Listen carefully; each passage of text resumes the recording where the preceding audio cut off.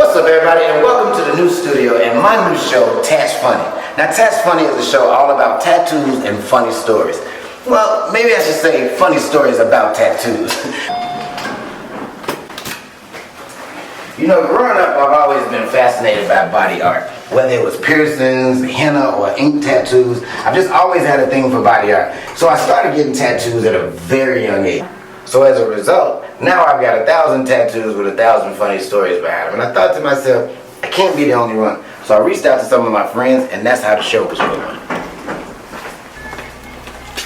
Let's see who we've got in the studio today.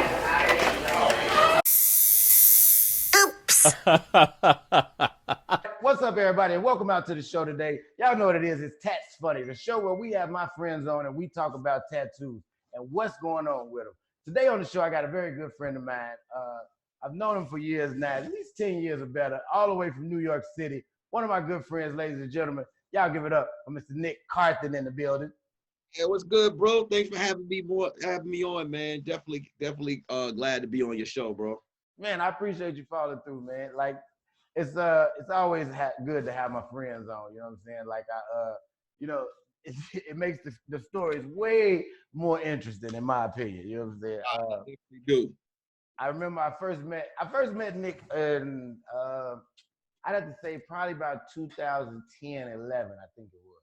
Yeah, 2011. I had been doing comedy by then, probably about 5 years. You know what I'm saying? 5, 6 years. Had a couple things going on. You know what I'm saying? I felt good about myself. Was I always came in the room with as some people say, a bit of arrogance, or I like to call it a vote of confidence. You know what I'm saying? But whatever. And, like, now I have seen Nick several times. We have met. You know how you meet somebody and it's like you just meet in passing, or somebody introduce you to them. Like, for me, when a friend introduced me to somebody, then it's like I really pay attention. You know what I'm saying? So I was introduced to him by a friend named Marshall. You know what I'm saying? I said what's up, talked to him a little bit. You know, didn't really have much more conversation. I seen him in passing here and there when I would be in New York. But then it was one day, I think was that in New York? In New York at Guz Lounge. Yeah, we was at Guz Lounge. Marshall Brandon had a show there that he used to do, and it was like Puerto Rico. It was little Puerto Rico, pretty much. Like, and it was out of control in there sometimes. And Nick was there that night, and Nick had this joke he was doing about it was something about using a wrestling promo in regular life, or if you talk like a wrestler in regular life. I don't know what it was, but as a huge wrestling fan and somebody who had been trying to figure out how can I bring this shit into my set, or how can I talk about this without it being. So it was a bittersweet moment, because it was like, fuck, somebody beat me to it, but oh shit, it's another nigga that like wrestling.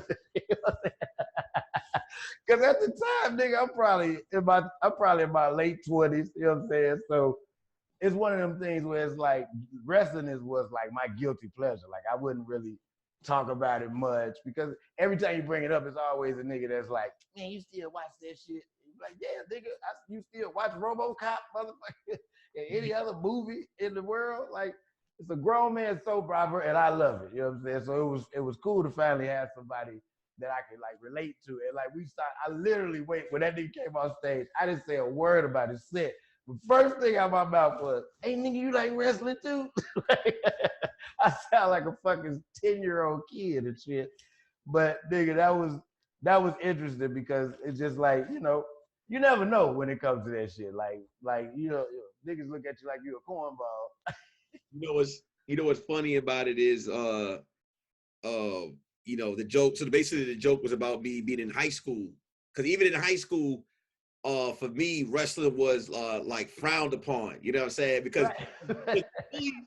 the bullies will watch wrestling, but they'll act like they don't watch it. You know what I'm saying? So it was like, when I was in high school, my first fight, I thought wrestling was real for me. Grown, that was like I was watching wrestling. I always thought like Hogan, when Hogan used to get rocked in the head, he'd get up and muscle up. Yes. So that was a real situation. So my first fight, when I really got hit, I was like, man, wrestling, this can't be real. You know what I'm saying? Right. But this can't, like Hogan, because Hogan used to get hit in the head with hot steel chairs, like and just shake it. So like as a kid, as a kid, you like, yo, this dude, this brother right here, like, yo, this is a real hero. Like, he getting hit in the head. So when I brought it into comedy, it was the same situation. I remember when I had the joke, and you had some vet comedians was like, man, don't nobody care about that wrestling shit.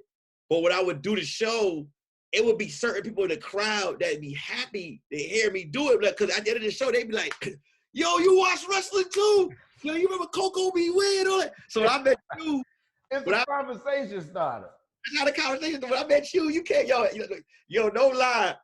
You really didn't say nothing about it. You was like, yo, you watch wrestling? And yo, after that, that was it. That was definitely it. It was like, oh, okay, yo, I remember being like, yo, wrestling cool. Like, yo, there's comedians that watch wrestling. Wrestling is cool. Yeah, because like I remember at a point my son, like this was me and my son's favorite shit. Like to the point where like even when I moved to LA and we ain't live in the same city, I would FaceTime him every Monday and we would watch Monday Night Raw. You know what I'm saying? Until like he started doing moves at school and getting suspended and shit. Like he using shit in real fights. I'm like, hey man, look, man, you can't be going to school power driving, niggas. Cause it just ain't safe. You know what I'm saying? Well, you know, it's funny. It's generational. Cause I remember my grandfather, when I used to watch wrestling with him. So wrestling used to be like, I don't know if you remember this, but it used to have Saturday night main event, right? And then Sunday, Sunday wrestling used to be funny because you had like you knew who was gonna win because it was always some dude in the ring with some regular brand underwear. Yo, he already no logo, no nothing. He already in the ring. It was like Ted Bobbers or whatever it is. He got no cool ass name. He just Rick Smith. Like he just there for the ass whooping, and then they'll bring like Stone Cold and like the wrestler. They call them jobbers or whatever, right? Right.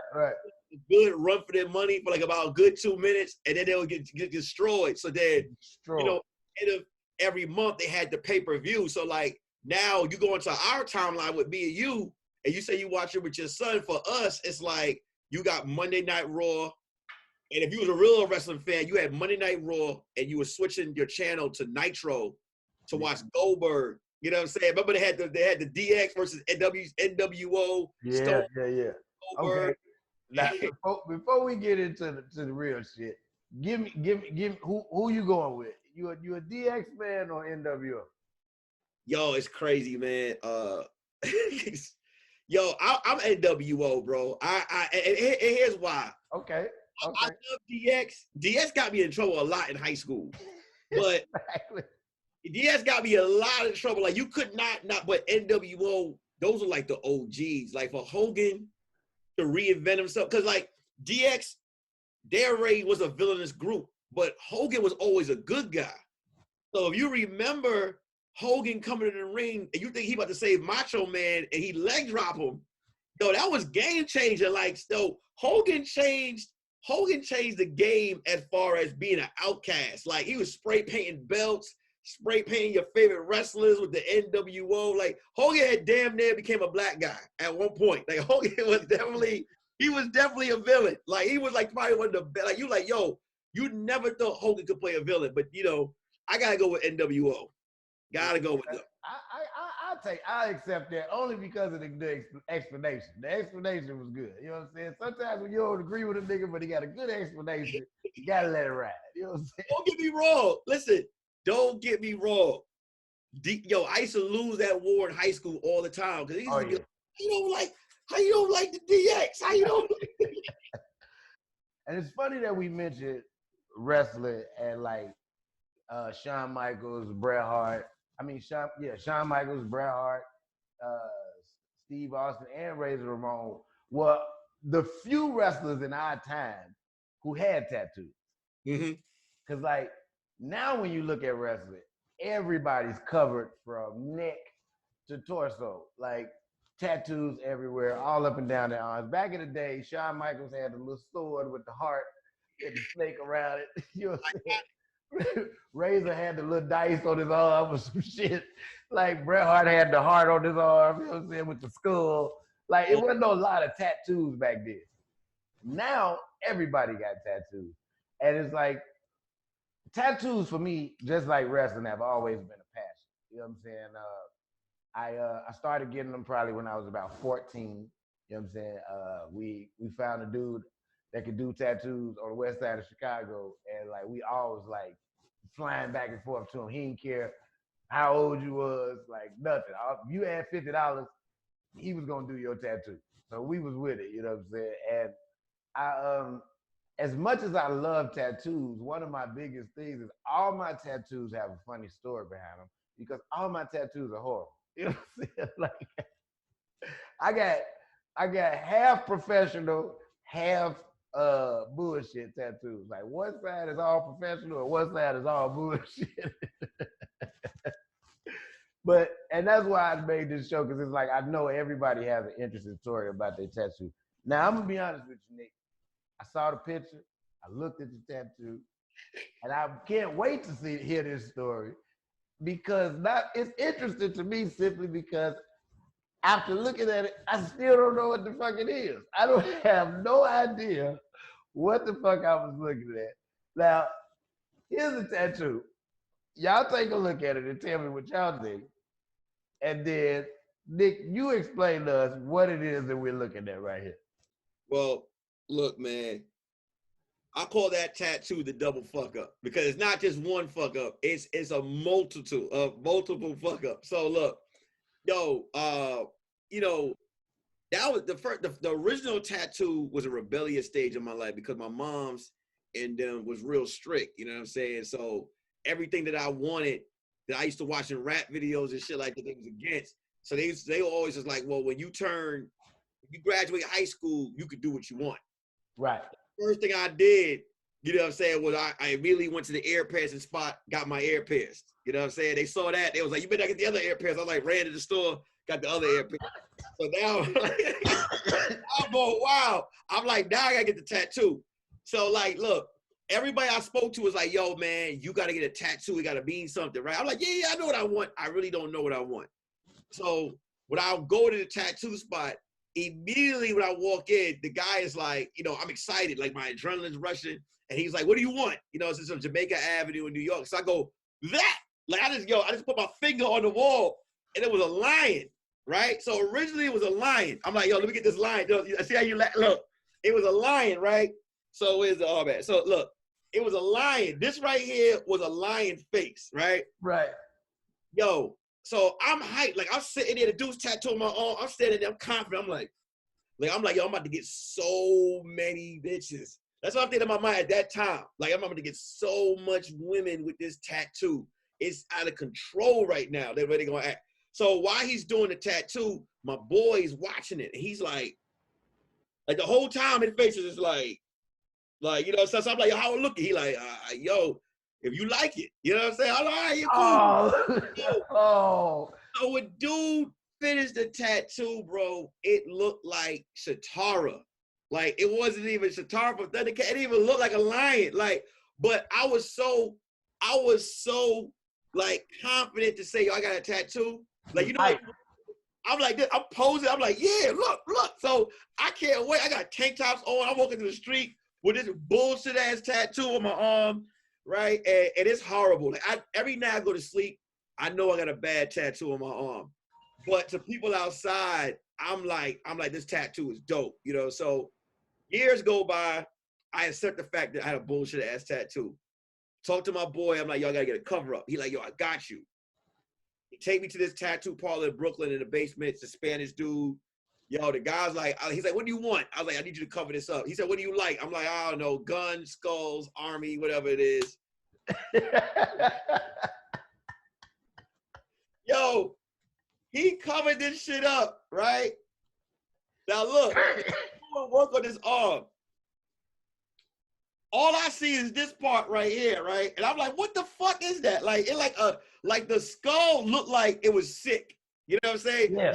You sick, and then you turn to the skull, but the skull looked malnourished. So I'm like, man, I'm just sitting there like, look, when he's doing my arm, it's not like a haircut where a nigga fuck up your hair. You can just like, all right, get off and leave. You know what I'm saying? Here ain't fucking up my arm. I'm just there like this. Just looking at him. Just looking at him. And this is what he said when he was done. He's like, I did the best I could do. You know what I'm saying? Now it's my fault. It's my fault for getting the other bullshit tattoo. Fuck you, nigga. Oh, um, yo, and you ever see me take pictures? Like, that's why I consistently lift weights. I feel like the bigger I get, the more in this drawer from the artwork, right? Like, people just see ink, you know what I'm saying? Like, the wider I get, people just be like, yo, he got tats.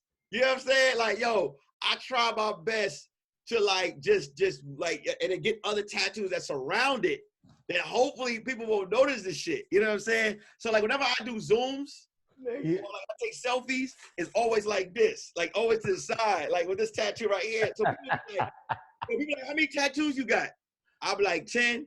They're like, yo, they're like, what's this one? I'm like, yo, this one goes all the way back here. You don't even want. I be lying. I had to like, take my whole shirt off. You know what I'm saying? Like it's just too much. It ain't done yet. That's what you got to hear people like, yo, it ain't done yet. It's still a work in progress. Bruh, that is fucking hilarious, nigga. That nigga, it's a double fuck up. I had to go back and get it done. And the nigga fucked it up again. Then tries to put the blame on you. Like, man, shit. I mean, if dude hadn't have fucked you up so bad the first time, then like, nigga. That's what he said. He was like, yo, I tried my best. I'm like, nigga, how about to say you couldn't do nothing? You know what I'm saying? But I'm going to get a tribal. You can't fuck up with a tribal because a tribal is all color. So at this point, they got to go over this shit with just some tribal shit all the way down. Hopefully that works. If that don't work, I'm just gonna have to like, you have to get that motherfucker lasered off. Or just saw this shit off. Just get like a big black mark covering that shit up, like a black stripe. A big exclamation point straight down the hall, right? Put the point at the end of it. Niggas be like, man, you know what? That's kind of dope. They like, they be like, what that step? I'm like, I'm getting my point across. Like, I'm just gonna have this the loud arm. You know what I'm saying? This is the loud right over the waist. I want y'all to know this. This is my knockout arm, son. It's like I put the exclamation on there because that's what it is. It was a double fuck up, man. See, I haven't had a chance to get any cover ups. Like all my fuck ups, I'm just running with. You know what I mean? Like they there. They my mistakes. I keep them so I can remind myself that, hey man, don't rush into things in life. It's crazy when you look at your tattoos, you gotta just own them. Because at the end of the day, look, it costs too much to get rid of them. You gotta live with it. It costs too much to get rid of it. I might have paid $50 for it, but guess how much it costs to get it off, nigga? And here's the funny part about the story is that the reason I let the dude do the tattoo, now I had never seen this dude tattoo anybody. I had never seen any of his artwork. And he had just got out of jail. And we were drunk as fuck because we were celebrating him getting out. So now we all drunk. And it's like, all right, man, you ready? And I'm like, yeah, man, shit, come on, let's get it done. And the whole reason behind why I let the man do my tattoo, whose artwork I had never seen, whose tattooing skills I had never seen, is because at the time I was knocking down his sister. And I felt obligated to put a couple dollars in the man's pocket, you know what I'm saying? Because he had just got out, you know what I'm saying? It's like I am pounding his sister on a regular. I might as well throw this $100 his way for this tattoo. Got a karma tattoo. Tattoo. It was like a barter kind of, you know what I'm saying? Like any moment he was doing your skin, he knew about it. He was like, he just looking at you. I mean, 6 foot, 240-pound nigga, all cock strong, come home from jail, and you fucking his sister. It's like, and that nigga say, I do tattoos. She's like, well, shit, let me get one. You know what's so funny? It's just like a haircut. You know when a tattoo artist is fucking up your shit. You can feel it. You can just feel it. Like it's something about like that you can just feel it. But like I said, you might as well let them finish it because it's not like you could like stop. You know what I'm saying? That you just walking around with half a fucked up shit. Bro. You might as well just go the whole way, get the full fucked up shit on your arm. Nobody ever believes this story, man. But there was a time when I was in a barbershop getting a haircut. And he was cutting my hair. And I'm feeling him as he's going. And I'm like, this nigga is taking my hairline back. And so I finally say something. I'm like, hey, bro. I was like, you going back a little too far in them corners. So he gonna say, nigga, you can't even see what I'm doing. What you mean? I'm a hairstylist. I know what I'm doing. How you gonna tell me I'm going back and you can't see? You ain't even facing the mirror. I said, bro, because I've been getting my hair cut for 20 years and I've never felt clippers in the area that you're in, nigga. Like, I've never felt the sensation of hair clippers in that spot. That's a whole new area for me. So obviously you back too far, nigga. That nigga had pushed my shit back a whole finger length. Like the width of my finger is how far my shit was off. I said, bro, that's at least an inch. Bro, I told during this quarantine, you know, I let my shit grow out, and then I got my own liners and lining myself up, and I got this light spot. You know, I got a light spot in my head that you're not supposed to go into. So I got this one dude came over, family friend, let him come over, cut my hair, and I believe the charge is like $20 or whatever. He cutting my hair, and yo, this is how you know your haircut getting fucked up is when they be like, let me go get the let me go get the enhancement, right? Like, so I'm like enhancement. Like I don't even use enhancement. You know what I'm saying? But so I'm like, all right, cool, let me shut up. But he using enhancement on my hair like it's Ultra Sheen. Like he sprayed. Like, yo, he sprayed, and it's like I'm like, yo. So he's still spraying. Every time he cut, he's spraying my shit. So I'm like, all right, cool. I get up, knowing my haircut fucked up.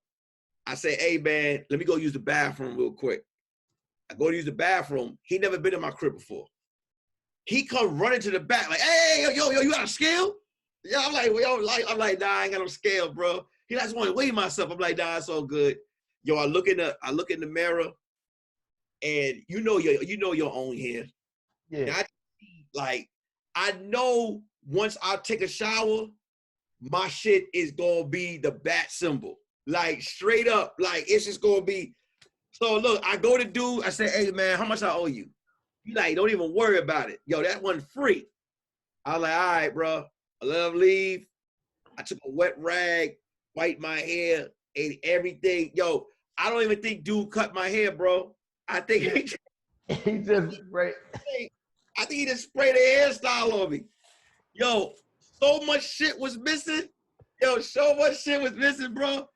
And you know what he had the nerve to do? I saw him again, right? And he had the nerve to take a picture with another barber that cut his hair. Right? Most barbers cut their own shit.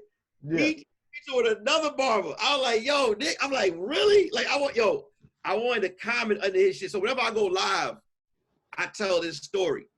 So he be on my shit, like he be on my live, I tell the story about him, right? And he be liking and shit, like hi, like he put laughing emojis, like who? That's you.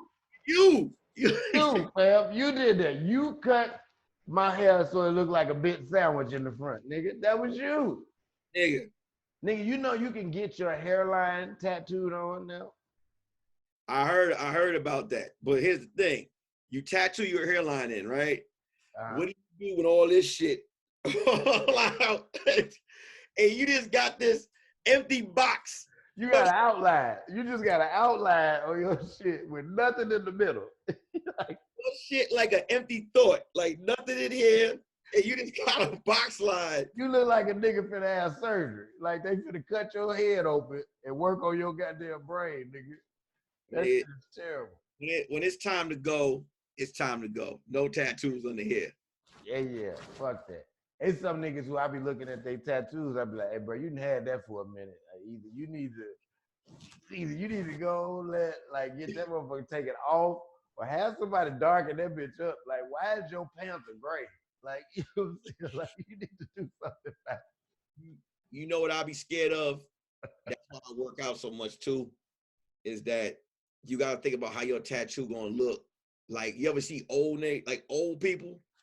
Like they like, yo, they anchor on his arm, but it didn't curled in.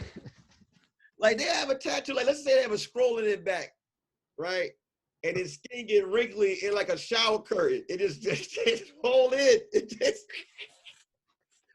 just fold in. Like, yo, like you gotta be mindful of what you get, because yo, like, you gotta take care of yourself. Because like yo, when you get old, you know, tattoos are like shit. You ever see the snake look like it's shedding or the nigga skin?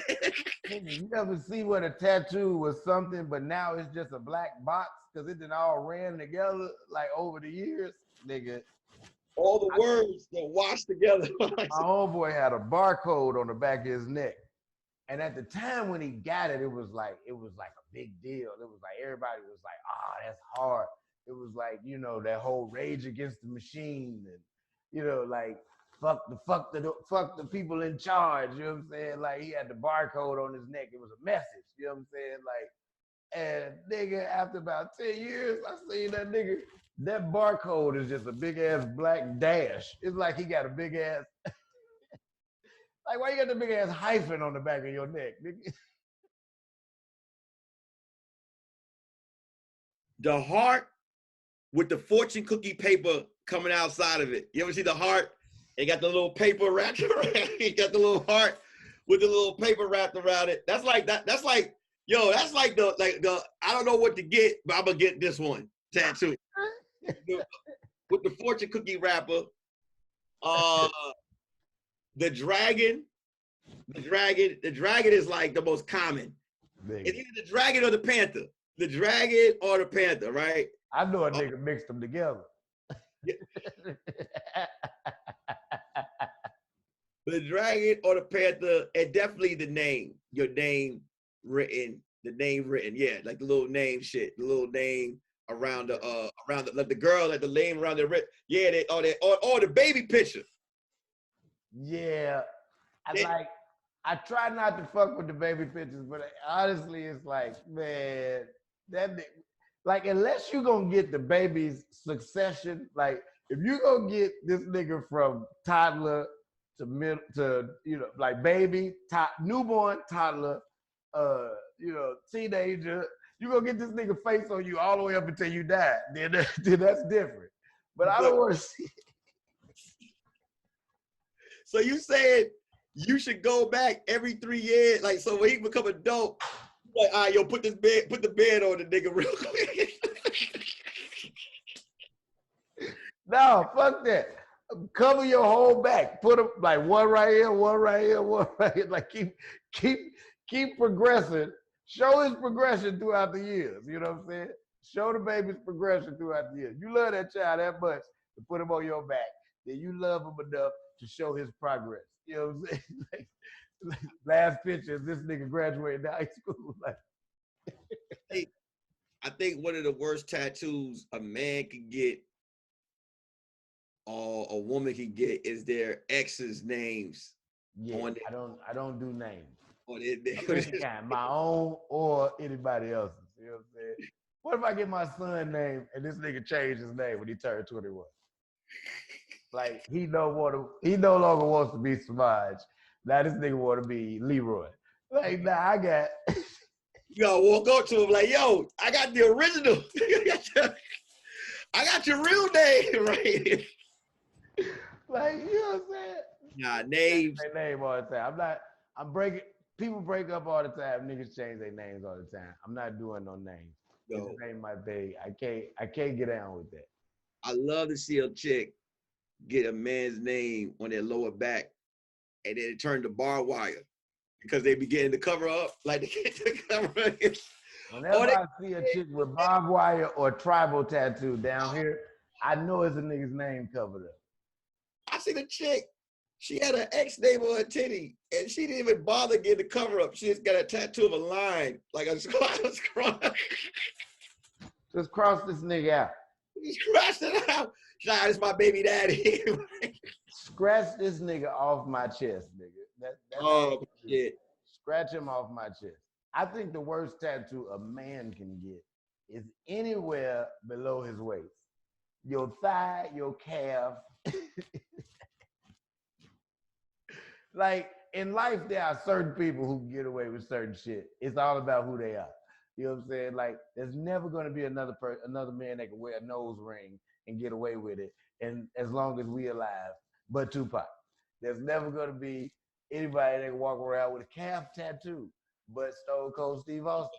You know what I'm saying? Like, There's like calf tattoos, just like it's like, hey man, what's wrong with you? Or like your front or side. Like you a grown ass man. Here's what's wrong with the tattoo, right? So it's not the fact that you got an inner thigh tattoo or a lower back tattoo. I don't think about that part. I think about like, who the fuck did you get? Like, what grown ass man? You got your leg high up right here, right? And you just like this. You like, yeah, get it. Nigga tattooing in your inner thigh. Like, yo. Right there. Yeah. Nigga get a lower back tattoo. Nigga got his hands and shit on the thing, and the nigga behind him just go to work. This nigga up over you like this. Like he got his hand on the small of your back, pressing. Like, I'm good. Hey, look, fam, move up towards my shoulders. Like, the only way. Nah, I changed my back. The only way you can get those tattoos is if you going to get a mural. Like if you get like a full, like some full body work, I'm like, all right, cool. But even that, like, because I be looking at certain, you ever like, I remember I was in court, right? And I had seen this dude, he had like a tattoo from here all around in here, right? And I'm just looking at him like, and I'm just like, nigga, it gotta kick in when you turn 40. Like, yo, dude, what did I do? What did I just do? Like Mike Tyson shit. Like Mike Tyson could get away with his tattoo. It's Mike Tyson. He's not gonna ever do nothing else in his life but punch people in the face. Yeah. You're not gonna ever see Mike Tyson working as a receptionist at, a Fortune 500 company. You know what I'm saying? You ever, like, I had a friend that got a tattoo on his face, right?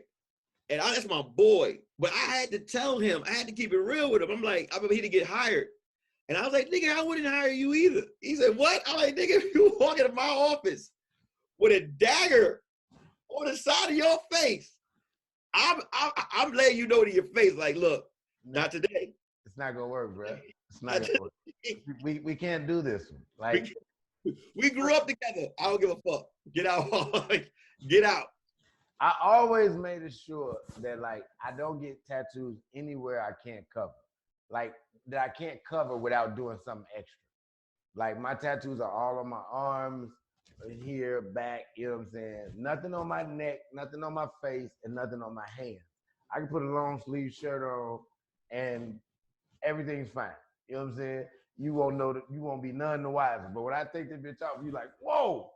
Like, what the fuck? This nigga is a walking mural. But like, I never got anything, like, nothing. Even when I go on my chest, it's like, you can't come above my collarbone. Because I don't want shit that can be seen below me opening one button on my shirt. On the real. Like, I was all, because it's like, I know that I don't plan on doing anything else for the rest of my life, Nick. I'll be honest with you. But I don't know how the fuck life gonna work and how this business gonna work, because this shit is like a roller coaster. It's very up and down. You know what I'm saying? So I'm not getting my motherfucking neck tattooed or getting, Thug Life or the laugh, die, cry later faces on my jaws, because I don't know what might happen. I might have to sell cars one day. Shit, I don't know. Fuck that. Listen, I used to be like dudes like Randy Orton. I used to be jealous of dudes just like that had tattoos. Because I be, you ever go to the tattoo? Like, what am I doing wrong? Like, I be, every time I get a tattoo. Why my shit don't look like that?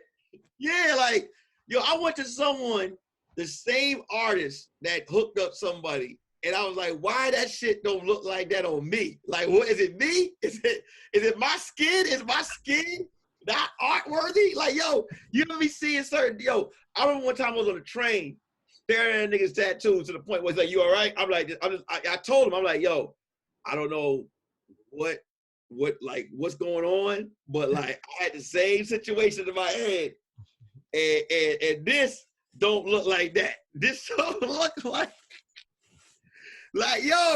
like 50 tattoo.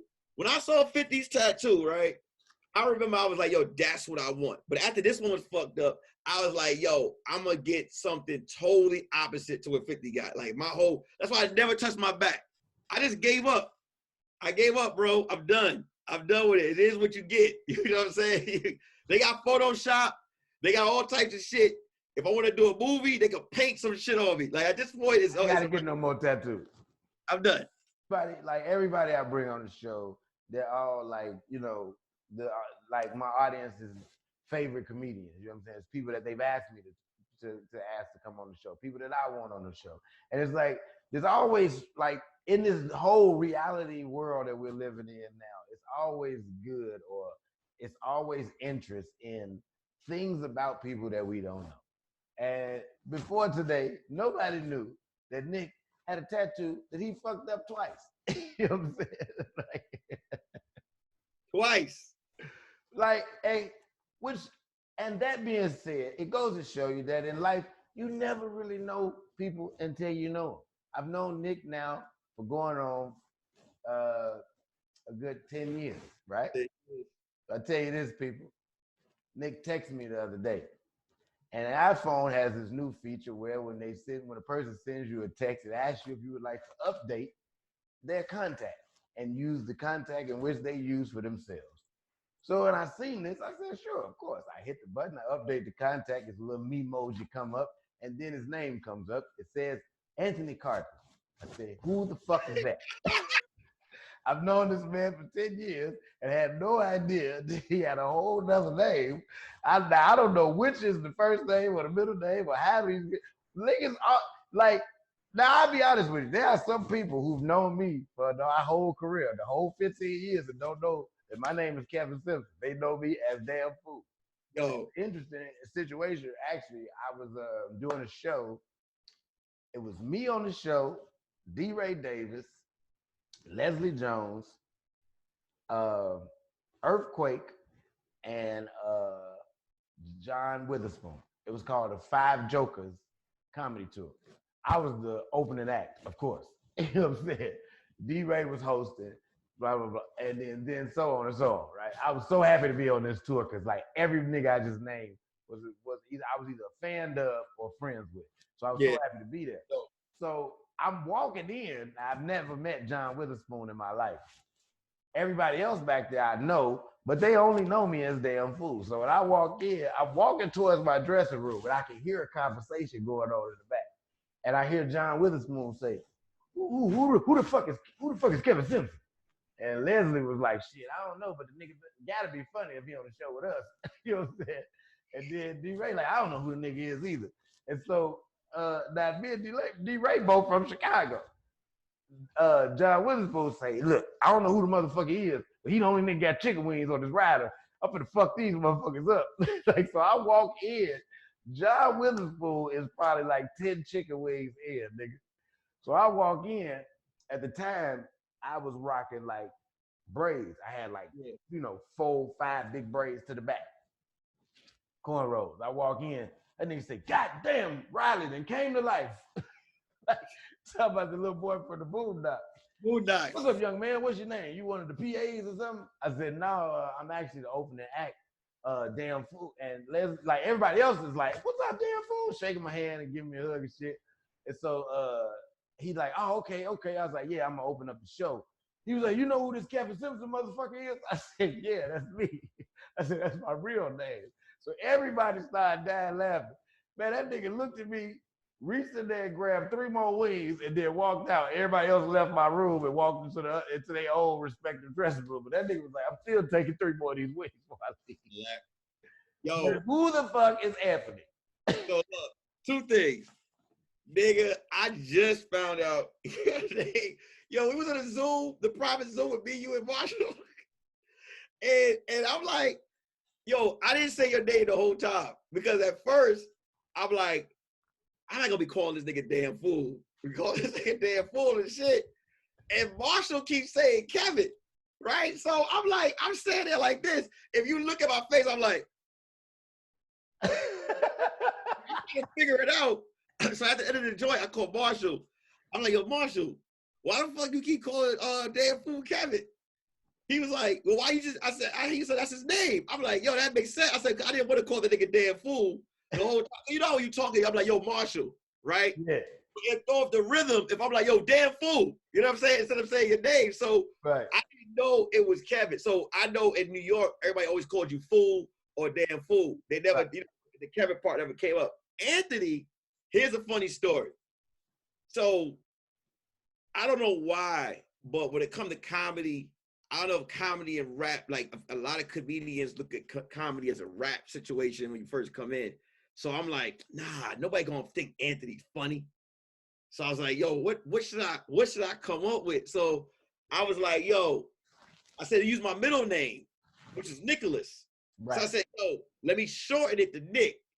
And then I didn't use my last name in the beginning. I was like, yo, I need something that's catchy. Hollywood, right? I said, all right, Nick Hollywood. You still Nick Hollywood in my phone. Nick Hollywood. You see what I'm saying? Nick Hollywood, right? Like the tattoo right here, Nick Hollywood. So I'm like, all right, that's my stage name. It wasn't until I moved to LA where I met David Arnold. And he was like, Hollywood, what the fuck is Hollywood about you? Right? And he said it around so many niggas where it was like, everybody was like, yeah, what is Hollywood? So I was like, all right, let me go by my last name. I wanted to go by my first name too, but it was too late. It was too late because Nick was just catchy for everybody. So like if I did the ultimate, like Carthan was cool because at least people was like, all right, Nick Carthan. But if I say Anthony Carthan, niggas would be like, yo, you doing too much. Like, who's this white boy? And there was too many Tonys already because it was you got Tony Baker, you got Tony Rock.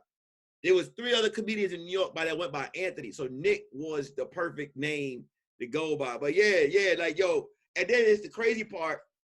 You got people in my family that are confused because when they come out here and they can be like Nick, they be like, who the fuck is Nick? They be like, yo, Ant, what's Nick? And then you got people that's like Nick, like who the fuck is Ant? So it's like it's 2 different lives of people that I don't like to put together. I'm like, yo, look, man, if you on the Nick side, stay on the Nick side. You on the Anthony side, stay on the Anthony side. Nigga, I was so confused. I was like, well, and I looked at it, I was like, one of them gotta be his middle name, you know what I'm saying, or something. Cause like, I mean, when I first started doing comedy, I felt the same way. I'm like, nobody's gonna remember Kevin Simpson. Like, nobody's gonna remember that dude. You know what I'm saying? This is a good name when you're trying to get a job. You know what I'm saying? Everybody think I'm an Irish white man or something. But with like as a comedian, it was just like, I gotta come up with something. And like when I first started, nigga, do you know what I used to go as? Kevo. That was my whole name. Just Kevo. Kevo. Coming to the stage, give it up for Kevo. And I come on stage and like, I had a little dance I used to do and shit. I used to always start off with this little move or something. It was always some kind of little move or something, you know what I'm saying? And then I get into my shit. But nigga, Kevo ran for about 3 months. And then out of nowhere, it was damn fool because like I just remember being young and my mama always telling me when I would get in trouble, like you ain't gonna never be shit in life trying to be a damn fool. And it was like, if I can make it in this business with this name, this will be the ultimate like snapback in my mama, like the ultimate I told you so. You know what I'm saying? Like so, you were able to use the name on TV, right? Yeah, because what they would do is some places they would take the N off. You know what I'm saying? And then sometime it would just be like, you know, if they couldn't do it, they would just tell me like, we're gonna put you on there as Kevin Simpson. I'd be like, all right, cool. You know what I'm saying? And I didn't have a problem with that. But that wasn't often because most of the time people didn't have a problem with it. Only time I had a problem was on Who's Got Jokes. They took a point from me from saying damn, one of the judges, and they like, nigga, his name damn fool. You can't take a point from him for saying damn, but they sure took that motherfucker. And but I ran with damn fool for the longest. I just not started using Kevin Simpson like regularly or Kevin damn fool Simpson because it's like, you know, at this point I'm in my 30s, nigga. And you know what I'm saying? But there's always that person that tells you, hey man, you ain't gonna be able to get away with that damn fool shit. Bro, Ronaldo Ray told me that shit. He was like, ain't nobody gonna put damn fool in lights. I was like, nigga, that's like There's a Snoop Doggy Dogg in lights right now. Like I just went to his concert last night. You know what I'm saying? The nigga name. Like this was the time when like rappers was coming out with like, you know what I'm saying, 50 Cent and all of this. Like I was looking at these niggas was transcending and going past rap and shit, and they were like brands. They were goddamn it brand ambassadors. You know what I'm saying? Like it was like, wait a minute, I think you can get away with having a nickname right now. You know what I'm saying? And at the time it was hot, so it was like, but nobody ever forgot that name. If like I would hear niggas say all the time, man, you know that comedian, what's his name? Williams, uh, Smith, and then they have to tell you, like, you know the nigga that do the joke where he be like, but nigga, when you say, hey man, you know damn fool, nigga be like, man, hell yeah. I remember that little retarded ass nigga. Like, you know what I'm saying? Cause it's like, it's a name that is gonna stick in your head. So it's like, now that I got everybody hooked, it's like, okay, I can use Kevin now. But yeah, you can't go back to Anthony, nigga. You're Nick from now on. It was names like y'all that made, cause you gotta remember too, like coming into comedy, like, all right, for example, you say Marshall Brandon, right? Marshall sound like some sheriff shit. You know what I'm saying? Like that's his name. Like there's some comedians that got some dope ass names. So you like, man, I ain't gonna come out here no Anthony Carthan. Like, you know what I'm saying? Like I'm like, so I remember when I came into comedy, I met you at I remember the first show I met you was at Dell. Dell had this show up in the Bronx. It was a Jamaican spot, right? All of them were. Like, yeah, yo, we got Dan Fool on the show. And I'm like, Dan Fool. You know what I'm saying? And so not only do you hit, because the name, like when you're a comic and you never met someone before, it's a name that make you be like, yo, I'm gonna stay. So she's like, yo, because Dell, you know, when Dell promote, Dell was like, Dan Fool coming, Dan Fool coming, Dan Fool coming. I'm like, Dan Fool, all right, Dan Fool. So you come in and then you funny. So it's like, you gotta sit there, you like, all right, fuck, what's my stage name gonna be? Hollywood, Nick Hollywood. So it's like, let me tell you how much trouble that name got me into. I'm gonna give you my first bomb off of Nick Hollywood, right? This bomb was incredible. So been incredible. My cousin does poetry shows. This is like, and I don't want to say I started comedy at this time. I had quit right after this shit happened. My cousin, he was a poet. He used to throw poetry shows, and he wanted me to do comedy bad. So he used to ask me to host these shits, and I would go up there and be funny, but I don't know I'm doing comedy. You know, and people may not understand what I mean by that. It's just like when somebody give you a mic and tell you to host, I'm not going up there as a comic. I'm just going on a poetry show telling jokes, and motherfuckers is laughing, gassing me up. I'm just talking shit. Yeah, I'm talking shit. So I'm like 11 shows in. I feel like a star at this point. So I'm like, yeah, nigga, he calling me Hollywood. People are like, let's book Hollywood to do this poetry show. So I come to Long Island, and my boy said, yo, you gotta do a comedy show. I got a comedy show for you called Giggles Lounge, right? It's in Long Island. You ever heard of Giggles? Yeah. So I'm like, all right, cool. So the promoter called me and we like, hey man, I heard, you know, you funny and you from Queens and you could bring people. So we're gonna give you a guest spot. So I'm like, a guest spot? Yo, I'm Nick Hollywood, man. Like, I'm hyped. I'm living through the name, right? Marshall's at this show. This is so fun. I like, this is how I first met Marshall. I'm like, Hollywood, nigga. Like, I ain't coming out there. No, I ain't going first. He's like, yo, calm down. You sure you can do? I'm like, yo, listen, I'm Nick Hollywood, man. You called me. You know what I'm saying? At this point, this is just how hyped I am. So he like, all right, well, look, this is the lineup. We got Thea, we got Mike Yard, we got Capone, we got who else he had? Donnell Rollins. Where do you fit? I'm like, where man, you want to go up at, nigga? Yeah, I'm like, you shit, nigga. This is my city. Like you, I don't know nothing about. I don't know none of these niggas' names. I'm like, you might want to put me on. What's the nigga name? The light skinned promoter from Queens, from New York. He don't do comedy, but he do comedy. You were just talking about him on the Zoom the other day. Ray DeJean. Ray DeJean is the host, right? So they give me a spot after Thea, right? They give me at the Mike Yard and Thea. They're like, yo, we're gonna let it go Mike Yard and Thea. So I'm like, all right, cool. Animals. Bro, I'm gonna tell you what my jokes are before I get into the story. My jokes basically are a bunch of whatever song you play, I do a dance to it, and I say something funny. I had a whole 50 Cent vest. I had all my shit. I had a notebook full of jokes that I was supposed to do. everything prepared. All like, your props. You all ready? my props. I get to the show. My man's like, you coming? I'm like, yo, just leave me in the car. Get me a Red Bull. Get my Red Bull. I'm drinking. He like, yo, they got you going fourth. I'm like, well, who's after me? They like, D. I said, yo, why they putting these motherfuckers on before after me? This is about. He like, yo, look, man, just do the third spot or whatever. David, Ray DeJean running the show. I'm like, all right, whatever, man. Just call me when. Yo, this is a big mistake as a comedian. You should always sit and watch the show and see what's going on. I'm like, yo, just call me when they're ready. I'm in the car waiting, sitting down, drinking my shit. So he like, yo, you about to go up. I get in there. Ray DeJean like, yo, this guy, man, he funnier. He funnier than, yo, Eddie. He's like the next Eddie Murphy. He the next Keaton. He the next. I'm sitting there not knowing nothing about comedy, knowing that he's fucking me up right now. I know you getting set the fuck up.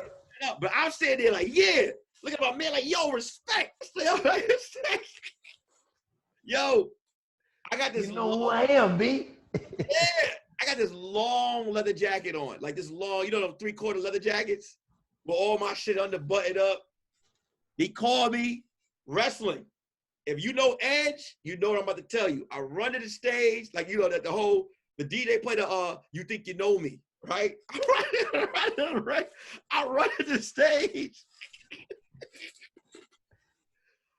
Slide up there. You know that shit go, you think you know me. It's your place. You know me. I run up there. I'm like this. I'm like, yo, I invited half of Bally's. I used to work at Bally's to this show. They hyped though, because they like, whatever this nigga doing, he on this show, he gotta be funny. So they cheer me on to the Edge music. I'm up there, I think I got the firecrackers, all that shit, whatever. DJ start the music. I'm like, what's up, y'all? Shit, man. A lot of fine ladies in here. I'm about to turn Jurassic Park into a raptor on them, right? DJ hit the Jurassic Park music, and I turn into a raptor, right? Make all the sounds, all this shit. See how you looking right here? That's exactly how the whole crowd I'm like a rapper. They were like this, like that. Yo, my pops is sitting in the front row. So I get that first, like, no laugh. So I'm like, shit. I'm like, all right.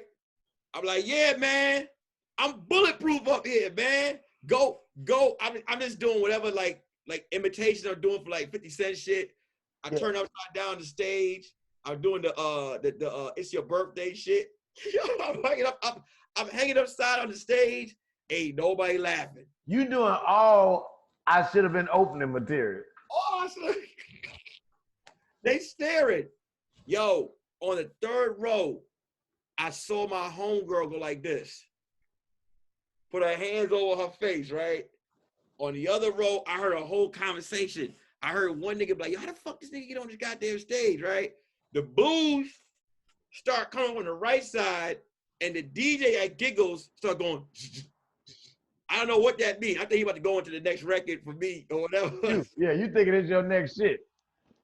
So I go, yo, before we continue, my pops, he in aisle 2. My dad like my dad looking at me like, yo, nigga, yo, I bomb hard and I walk straight down the aisle, like straight, and I'm sitting next to Thea at this moment, right? Ray DeJean go on stage. This motherfucker right here, yo, Pop, that's your son? You must have had a yeast infection when you had this motherfucker. Like, yo, they just going in. Every comedian that got on stage that night got a W because they was like, yo, y'all not gonna treat me like that Nick Hollywood ass nigga that was. So, yo, that night, my dad, he like, where you at? I'm like, yo, I left already. But really, I'm in the kitchen at Giggles. Like, I just don't want to see nobody at the show. I call out the next day at work. Yo, I literally, I call out 2 days straight. I'm about to quit because I'm like, yo, this I go back to the job, right? I can't go back. I can't go back. Thea is talking to me, right? I don't even want all to the other Bally's and shit. Like, yeah, let me put my resume in at this new Bally. Nigga, his was fucked up because at Bally's, you know, when you a comic I'm telling everybody, like, I'm telling my boss, like, man, I ain't about to be working here long. I'm about to make it. Yeah. So You're like, nah, you'll be here a while. nigga, Listen, we just had a new position open. that yo, Like I couldn't muscles is your thing, nigga. talk no shit to my boss. My boss is looking at me like, hey, you might want to ask for more hours because that's definitely that. So I quit. So that was my first time on stage, and I didn't do comedy ever again. Like for maybe a year and a year, maybe 2 years. To when people was like, yo, bro, like you can't get mad because yeah, you was bullshit, you was cocky, but you're not a stand-up comedian. You don't know what the art form, you went on a real stand-up stage. Like that shit you was doing on them stages was bullshit because it's poetry shows. Yeah. You just talking shit. But ain't nobody else doing comedy. Yeah, ain't nobody doing comedy. Now you on the stage. Now you on the stage with comics. But the funny shit about that was taking that confidence from doing them poetry shows and finding it to match with the actual stand-up comedy I do now. Like, oh, okay, if I was confident, because you know when you first start stand-up, now you don't have no confidence. When you first started, you get up there, you just hoping the nigga laugh. You know what I'm saying? Especially in New York, like Boca's. You just hoping you get a laugh, nigga. Yeah. That's all it is to it. You know what I'm saying? And it's like, but you know, it's a wonderful job. You know what I'm saying? You do it because you love it. You know what I'm saying? We love our job. We love tattoos. We love y'all. We appreciate y'all coming through. Nick, I appreciate you being on the show today. It was wonderful talking to you, man. I will never forget the double fuck up. That is probably the best explanation I've had of a tattoo on this show so far. I appreciate you, brother. It's always a pleasure seeing you. Let them know where they can find you at, my man. You can find me on Instagram at Nick_Carthan. That's Carthan, or Nick Carthan on YouTube. Yes, sir. Y'all make sure y'all check it out. Also, be sure to check me out on the Did You Miss Me podcast. Wherever podcasts are found, we there. iTunes, YouTube. You look for it, we gonna be on that motherfucker. Spotify, spot for me on there. You know what I'm saying?